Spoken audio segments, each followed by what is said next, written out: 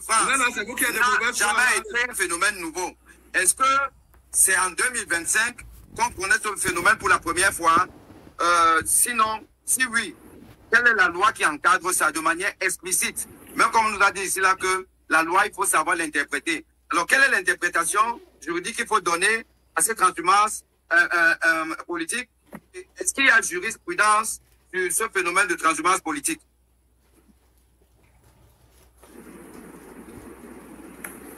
Vas-y.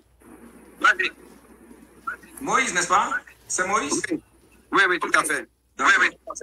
Oui, tout à l'heure, quand je répondais à l'honorable Motte par rapport à ce qu'il disait de mes rapports, des rapports que j'ai étudiés, il disait que ces partis-là ont consacré uniquement les candidatures indépendantes. Et je disais que c'était faux. Parce que ces rapports n'auraient aucun sens. J'ai dit, ces rapports n'auraient aucun sens si les pays en question avaient consacré la candidature indépendante ou bien s'ils avaient consacré le mandat impératif.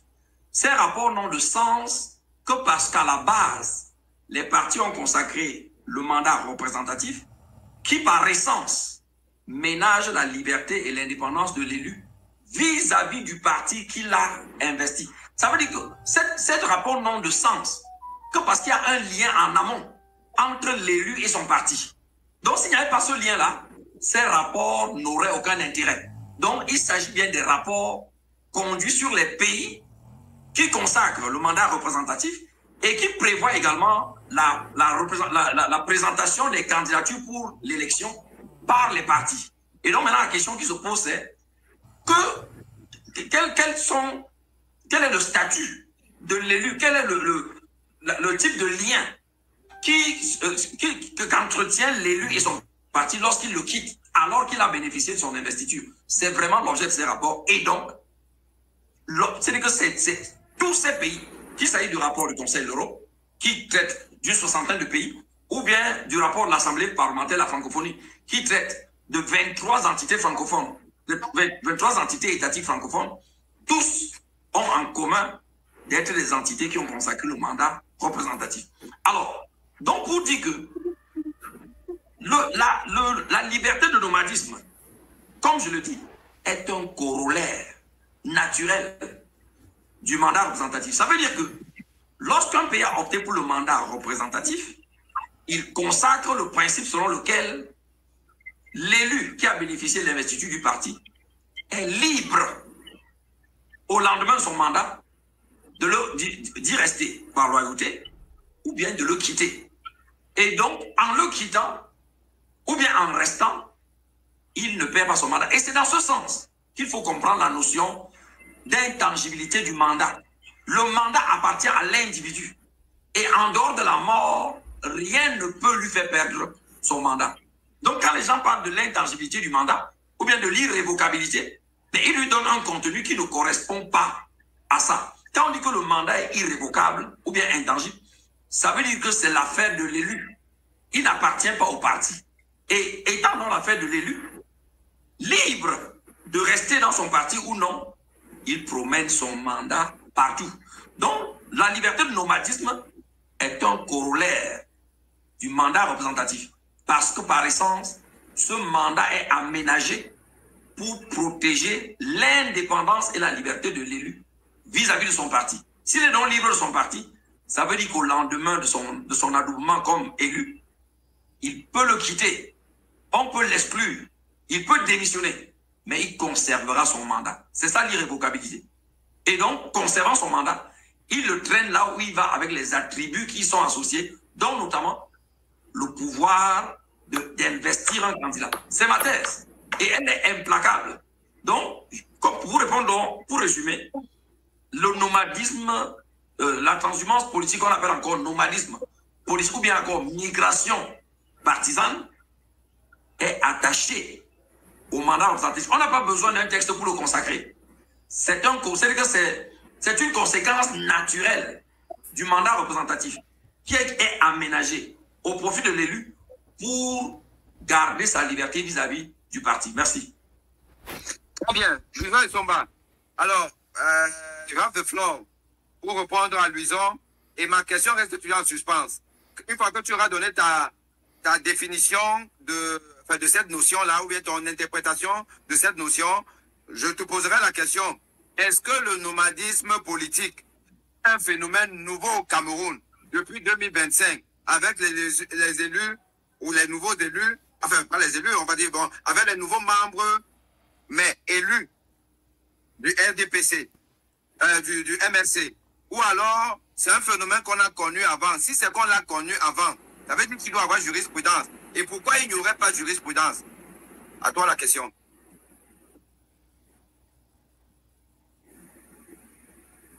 Le micro, ton micro. Voilà, nous avons l'affaire Sop Lazare, nous avons les affaires Sop Lazare du SDF, nous avons les affaires Massoma, un certain Massoma de l'UPC, nous avons l'affaire Edjim Ondoumbé qui est parti du RDPC, nous avons plein de précédents. Mais, Monsieur Boli, Aimé, je voudrais, là, je ne serai pas, le débat sur lequel je ne vais jamais être d'accord avec mon sémillant collègue. Parce que, il faut vous dire ceci. Je reviens sur la conception notionnelle. C'est-à-dire, du mandat impératif, du mandat représentatif. J'ai indiqué tout à l'heure ici que les deux notions peuvent, les deux acceptions peuvent s'opposer, théoriquement. Parce que, dans la souveraineté nationale, c'est la nation en tant qu'entité abstraite, alors que dans la souveraineté populaire, c'est une entité concrète, c'est-à-dire le peuple. Aussi, on se rend bien compte que le mandat impératif, il faudrait peut-être qu'on revienne. Le mandat, c'est quoi? C'est une charge. Une charge que les citoyens confèrent à certains d'entre eux pour agir en leur lieu et place, pour le compte d'une périodicité bien déterminée. Voilà. Maintenant, impératif veut dire quoi? L'impératif renvoie à l'idée de responsabilité. C'est-à-dire que l'élu doit nécessairement et obligatoirement suivre les instructions qui viennent de ses électeurs, sous peine de quoi son mandat sera frappé de déchéance. Maintenant, lorsqu'on ajoute nul, ça veut dire que cette obligatoriété du lien entre les électeurs ou le parti et l'élu n'existe plus. C'est-à-dire dès lors que l'élection est achevée, c'est terminé. Alors, maintenant, la question de fond, M. Boli, et j'ai aimé, le professeur a répondu à la fin. Est-ce que la transhumance politique permet de conférer l'éligibilité à un candidat A, par exemple, qui n'est pas allé à une élection? C'est en ce moment-là qu'on revient donc pour indiquer que si on s'accommode à l'idée de ce que le mandat est un siège, c'est-à-dire que quand un élu quitte de son parti pour un autre parti, on lui assure simplement la mobilité politique. C'est-à-dire que l'élu est libre de partir où il va se sentir mieux dans une nouvelle idéologie. Mais il n'emporte pas avec lui le siège initial. C'est la raison pour laquelle le mandat est, j'allais dire, indisponible. C'est-à-dire intransférable, intransmissible. Parce que l'élu ne va pas avec le siège de son ancien parti. Non. Et à partir de là, je voudrais prendre un exemple pour que, ou du moins un cas pratique, que tout le monde suive bien. Alors, le RDPC part aux élections législatives de 2020. C'est-à-dire ne pas qu'aux élections législatives, les élections municipales, régionales, sénatoriales, ne pas qu'aux élections législatives. Le RDPC emporte 150 députés, 153 députés, comme c'est le cas. Maintenant, en cours de mandat, les 153 députés quittent le RDPC, ils vont se rallier au MRC, qui au départ n'a pas pris part aux élections. Et à la suite des élections initiales, on a fait les procès-verbaux, on a fait les sessions de plein droit, on a procédé à la validation du mandat parlementaire. Le Conseil constitutionnel a pris un arrêt revêtu de ce qu'on appelle de l'autorité de la chose jugée. À partir de là, tout est donc arrêté, sur la base des procès-verbaux, sur la base de sessions de plein droit où on valide les cas de cumul et des inéligibilités et bien d'autres. Alors, en cours donc de mandat, les 153 députés du RDPC quittent et vont rallier le MRC. Alors, la question juridiquement posée, c'est de savoir quelle est la candidature qui sera recevable devant le Conseil constitutionnel. Disons que le Conseil électoral n'a pas pu se prononcer, alors l'affaire tombe devant le Conseil constitutionnel. Quelle est la candidature entre celle de Maurice Kamto ou de M. Paul Biya sera recevable devant le Conseil constitutionnel? Voilà un cas pratique que je vous ai envoyé depuis, et j'ai envoyé ça à tous les professeurs, sauf à Moïse. J'ai oublié de lui envoyer ça pour qu'on puisse en discuter. Alors qu'on me dise, qui de la candidature de Paul Biya ou de Maurice Kamto sera recevable? Voilà un cas pratique. Alors, si on m'apporte la réponse que c'est le parti de Maurice Kamto parce qu'il y a eu des transfuges, cela veut dire qu'il y aura un problème juridique. Il faudra qu'on refasse les procès-verbaux des résultats, qu'on refasse une session de une session de validation des mandats, et que la Cour, le Conseil constitutionnel reprenne un autre arrêt pour justement consacrer les résultats nouveaux. Donc, monsieur Aimé Boni, voilà la question de fond. Je prends un autre exemple pour nos téléspectateurs. Monsieur Essomba est marié à madame, Vanessa. C'est un exemple, hein? Alors, il divorce. Vanessa va chez monsieur Boni, qui est célibataire. Est-ce que le fait que Vanessa ait retrouvé monsieur Boni célibataire lui confère le statut de marié? Donc, c'est la même image que je trace dans le cadre, justement, politique. Le mandat impératif protège, comme l'a dit mon sémillant collègue, l'agrégé, la liberté et l'indépendance de l'élu, et ne lui donne plus autres attributs que ceux que je venais justement d'indiquer. Alors, je finis par là. L'élu a deux vies, la vie politique et la vie juridique. La vie politique lui permet donc d'être mobile, le nomadisme post-électoral. Oui, je suis d'accord avec Moïse. Mais la vie juridique le condamne, c'est-à-dire encadre son activité, pour dire que s'il veut procéder à un transfert de légitimité, il faudrait maintenant que le droit puisse être bousculé. On va revenir faire les procès-verbaux, monsieur Aimé Boni. Donc c'est sur le plan juridique, technique, qu'il y a un véritable problème. Si on me dit qu'on va venir refaire les procès-verbaux, je suis d'accord que seule la candidature de Moïse Kamto peut être recevable devant le Conseil constitutionnel. C'est un exemple que j'ai. Ok. On va donner la parole à monsieur Abdourahmane avant de donner à Samuel Maud, puisqu'il a levé le doigt. Mais je voudrais donc poser la question à Abdourahmane. Mais c'est une question qui t'est adressée à toi. Est-ce que ces nouveaux procès-verbaux qu'il faudrait faire, est-ce que ça a été fait lors des précédentes transhumances politiques?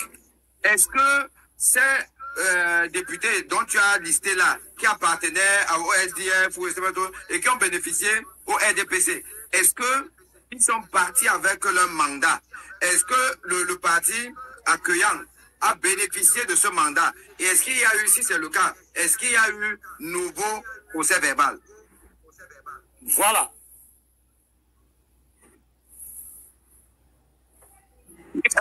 Abdourahmane, tu n'as pas ouvert ton micro. Abdourahmane, c'est à toi de répondre. C'est à moi que vous avez posé la question. C'est à moi que vous avez posé la question. Oui, en fait, c'est à vous deux. Mais toi, tu as d'abord la parole et après, Luison va rebondir. Alors, moi, je pense que le raisonnement du professeur Somba est quand même vraiment orienté. Et un peu quand même tiré, je ne dirais pas par les cheveux, hein, mais ne sortons pas de la Constitution. Si nous sortons de la Constitution, moi, je peux aller chercher un exemple concernant les marmites de ma grand-mère pour aller chercher d'autres choses qui concernent mon grand-père ou mon oncle. Non. La lettre et l'esprit de la Constitution de la République du Cameroun, celle du 18 janvier 1996. Quand vous lisez cette Constitution, on n'a pas à répondre à la question qui a été posée. Qui du professeur Kamto, qui du candidat du RDPC, du président Biya. Il n'y a pas ça. Ce n'est pas possible. La Constitution va à son article 3, dit que les partis politiques concourent à l'expression du suffrage. Point. Ça veut dire que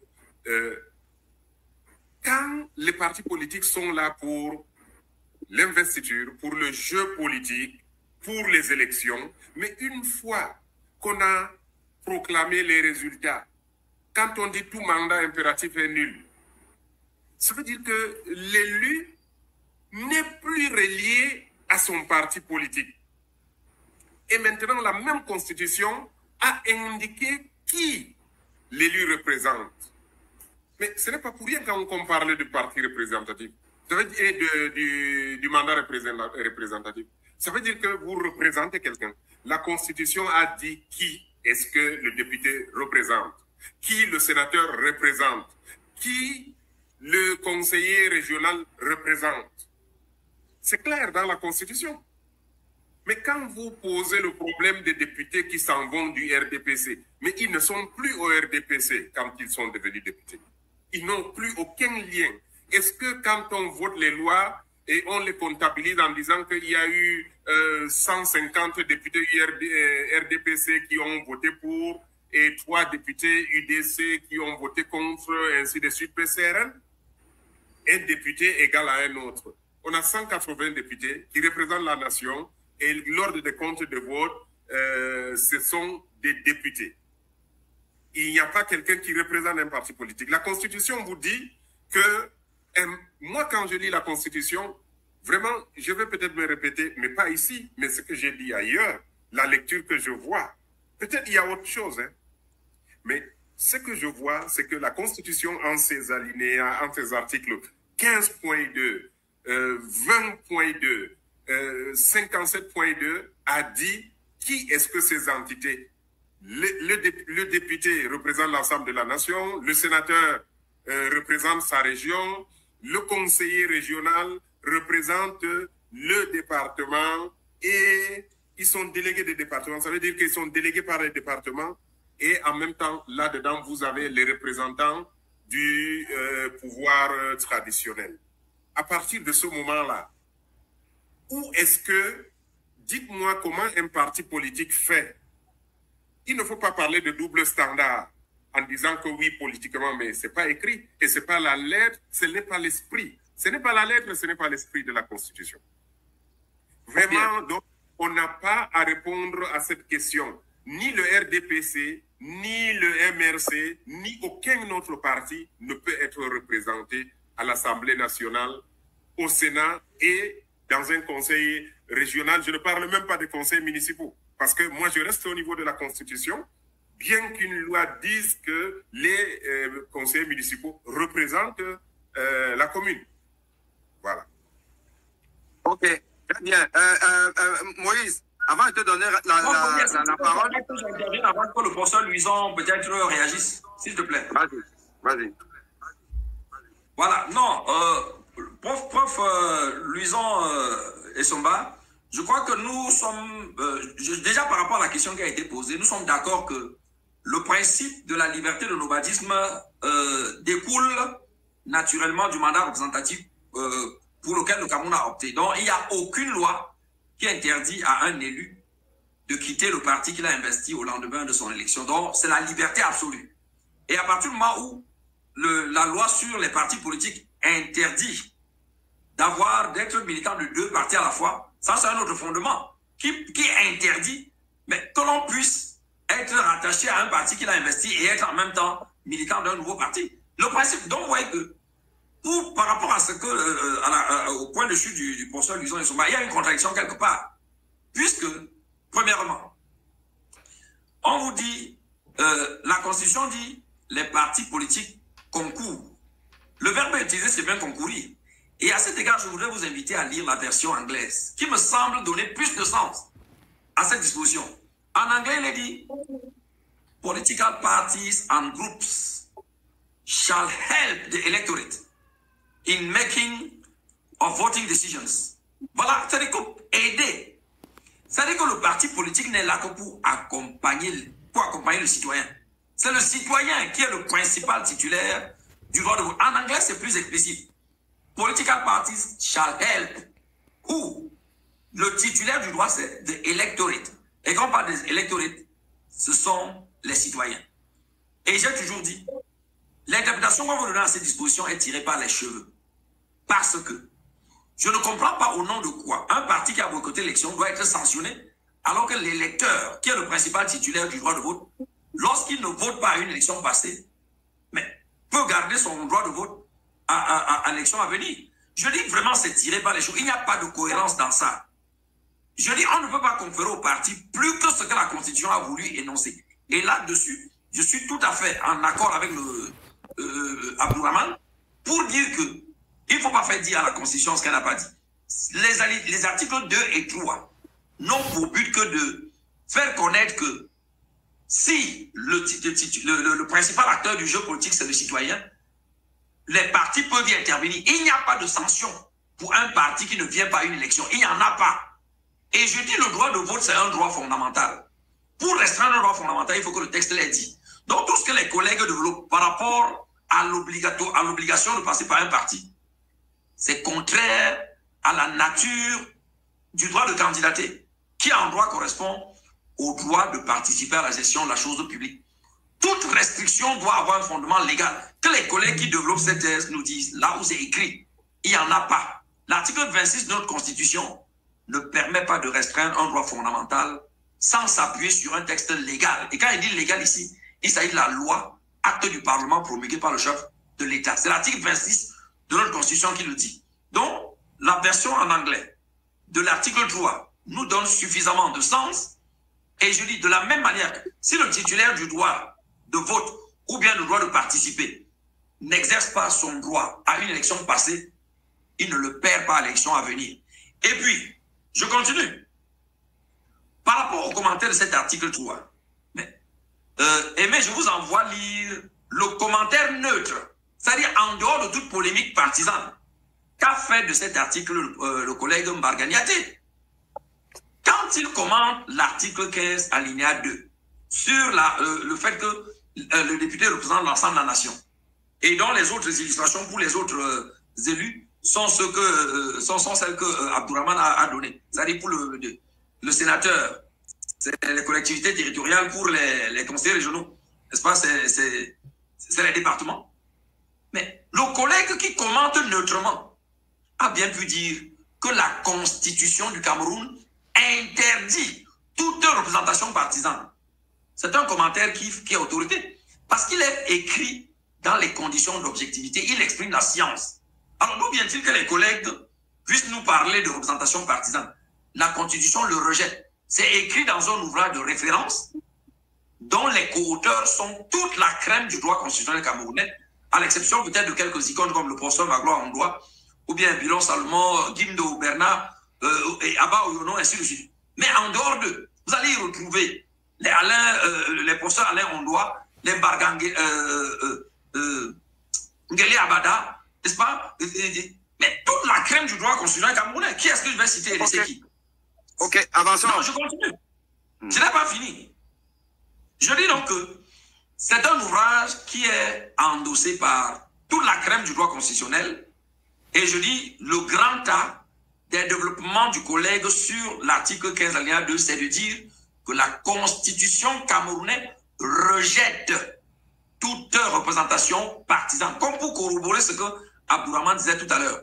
Nulle part dans la Constitution, il n'est prévu qu'un parti puisse être représenté. Et vous comprenez donc toute notre thèse sur l'inconstitutionnalité de l'alinéa 2 de l'article 121. Je continue. Vous avez posé la question de savoir s'il y avait des précédents de nomadisme politique dans l'histoire camerounaise. Et je dis, il y en a plein. Déjà, à l'Assemblée nationale, quand ils ont dit que l'élu ne part pas avec son siège dans son nouveau parti, mais les faits démentent cette assertion. Puisqu'à l'Assemblée nationale, aujourd'hui, là où l'honorable Nissier siège, ce n'est pas écrit SDF.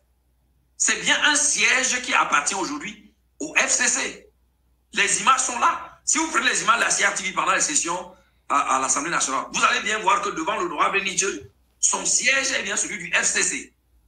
Donc, on vous dit que ce n'est pas tout à fait vrai ce que le collègue a dit. Prenez le cas de M. Oscar Edimond Doumbé. J'ai rendu compte de cette histoire. Il y a, si vous tapez dans les moteurs de recherche, vous allez le retrouver. Lorsque M. Oscar Doumbé a démissionné du SDF pour allier le RDPC, mais le jour où Kabé Yégué l'a reçu, il a convoqué l'article 20 alinéa 7 du règlement intérieur de l'Assemblée nationale. Cet article 20 alinéa 7 consacre très bien la possibilité de nomadisme à l'intérieur du Parlement. Et la conséquence, c'est quoi? Dans le cas d'Edimond Doumbé, on a ajouté plus 1 au RDPC. Pendant qu'on retranchait 1 au SDF. Ça voulait dire quoi? Que le siège a bien migré du parti originaire vers le parti de destination. Continuons. On parle, le droit comparé. Le PPACI en Côte d'Ivoire. Lorsque les élections législatives sont organisées en Côte d'Ivoire, le PPACI n'existe pas. Mais les députés qui avaient été élus dans le parti EDS ont tous rallié le PPACI. Aujourd'hui, à l'Assemblée nationale ivoirienne, qui a exactement les mêmes textes que ceux du Cameroun. Je convoque encore là le droit comparé. Le PPACI est bien le deuxième parti à l'Assemblée nationale de Côte d'Ivoire, sur la base des textes rédigés dans les mêmes termes, les termes identiques à ceux du Cameroun. Maintenant, quand vous parlez du procès verbal des élections, professeur Essomba, mais vous savez bien qu'on peut être investi comme député et ne même pas siéger. C'est-à-dire qu'on adoube quelqu'un, le PV comporte son nom, et il faut bien noter que de l'article 15 du règlement intérieur de l'Assemblée nationale, on ne fait nullement état des partis. Hein. Ce PV parle des candidats proclamés élus. Les candidats, pas les partis. Donc déjà, si quelqu'un prend part à la session de plein droit et est investi comme député, au lendemain de cela, il est nommé membre du gouvernement. C'est son suppléant qui va le remplacer, vous le savez. Le suppléant le remplace. Le suppléant va produire quel document, quel PV, pour dire qu'il est député. Puisque le suppléant n'est pas sur le PV que vous invoquez tant. Pourtant, le titulaire a déjà été investi. Il a bénéficié de l'onction du Parlement, mais au lendemain, ça, on le nomme au gouvernement. Son suppléant le remplace. Le suppléant ne peut pas se prévaloir du PV. Je prends un autre cas. Le cas des sénateurs. Tout le monde a vu les décrets qui ont nommé les sénateurs. Nulle part dans ces décrets, on a attribué une affiliation politique à ces sénateurs. Ces sénateurs-là, donc, sont de quel parti? Puisque vous dites qu'il y a le PV, quel est l'acte qui va confirmer que le sénateur est de tel ou tel parti quand le décret lui-même n'a pas indiqué l'affiliation politique des sénateurs? Donc vraiment, et ensuite, prenez l'hypothèse que sur votre interprétation, le RDPC organise une élection municipale législative et remporte tous les sièges. S'il te plaît, attends. Tu as dit beaucoup de choses. Nous sommes pédagogiques. Les gens doivent comprendre. Et même celui que tu interpelles doit aussi comprendre puisqu'on ne prend pas de notes pour qu'il te réponde. Pour le reste, garde ça. On a encore du temps. Tu vas relancer après. Sur tout ce que tu as déjà dit, permet à ce qu'il y ait quand même un droit de réponse. Voilà. Avançons comme ça pour que si tu permets. Si tu permets. Oui, moi, je voulais donner suffisamment d'exemples pour montrer la relativité de ce que le professeur Essomba est en train de dire sur le pouvoir d'investiture. Okay. Donc, il y a toutes ces hypothèses qui contrarient cette assertion-là, notamment dans le cas des sénateurs, l'exemple du PPACI, le cas d'Edi Mondoumbé, où on a bien ajusté la composition du Parlement. On ajoute un au RDPC, on diminue un. C'est bien la preuve que le siège migre avec l'élu dans sa migration. Comme vous avez promis, je reviendrai pour donner d'autres exemples. J'ai noté pas mal de choses pour dire que cette assertion ne tient pas dans un contexte de démocratie et de république. C'est mieux. Merci, je reviens. C'est mieux. Et souvent, aussi comme ça permet de faire plusieurs relances. Alors, pour ça, Essomba, tu as donc été interpellé par le professeur Tim Chuan. Et moi, je vais juste, pour ça, Tim Chuan, fermez d'abord les micros, s'il vous plaît. Parce qu'il y a un... Alors, moi, je vais dire ceci. En plus de la remarque pertinente de Abdourahmane. Non, Luison, ferme d'abord ton micro, s'il te plaît.